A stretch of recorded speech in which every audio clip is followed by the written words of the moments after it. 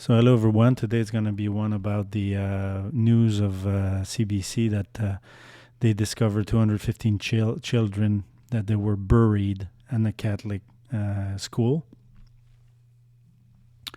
And you'll see there won't be any consequences about this fact that this terrorist organization, the largest terrorist organization on the planet, the Catholic Church, will not be sued. Nothing's going to happen. There's not going to be any consequences.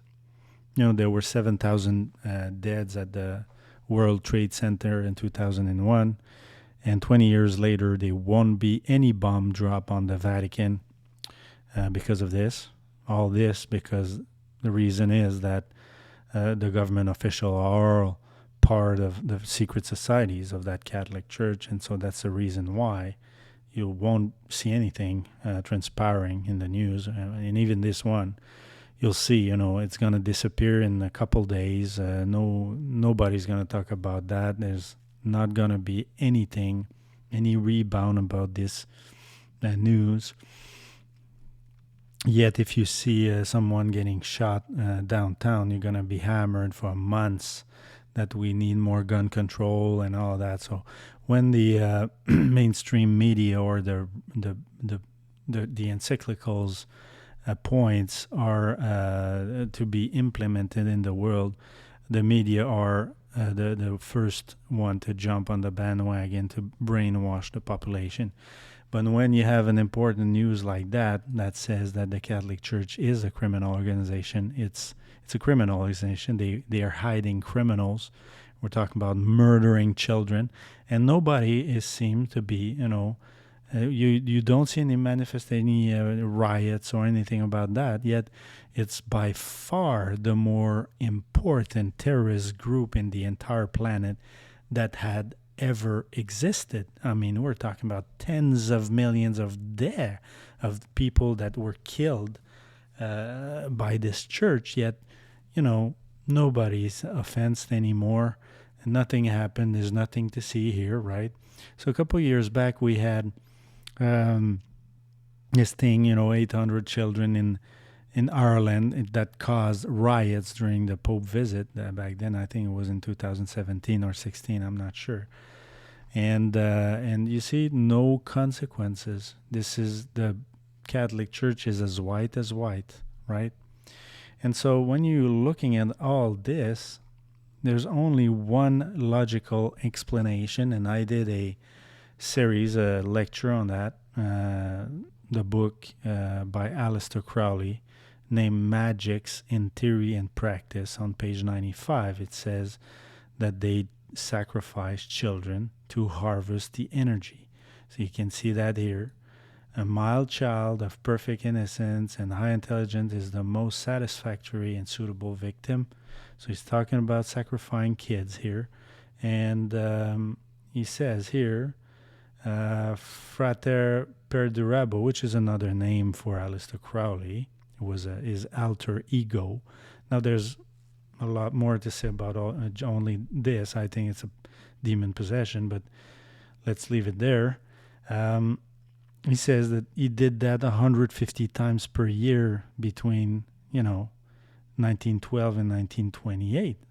So for 16 years, he sacrificed well over 2,000 children.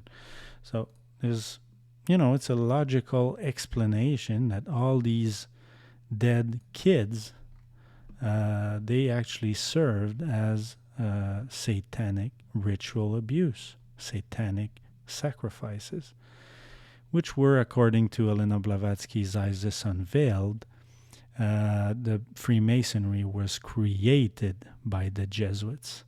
Not only that, in her Theosophy, she says that the Jesuits have their reputation because they're the body of man that practiced the most in the history of man, black magic. And this is black magic.